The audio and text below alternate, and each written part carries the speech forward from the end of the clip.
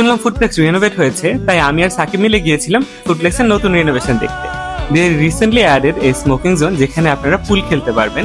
And পুল খেলার প্লেসটা কিন্তু বেশ বড়, যেখানে আপনি পুল খেলার পাশাপাশি বসে ডিনার বা লাঞ্চ করতে পারেন। তাদের বসার জায়গাও রয়েছে। দেন আমি গিয়েছিলাম তাদের কাপল জোনে। যারা কাপল নিয়ে ডেট করতে যেতে চান তাদের জন্য এই প্লেসটা একদম পারফেক্ট। যেহেতু আমার প্রেম করার মতো কেউ নাই, তাই আমি বের হয়ে আসছিলাম।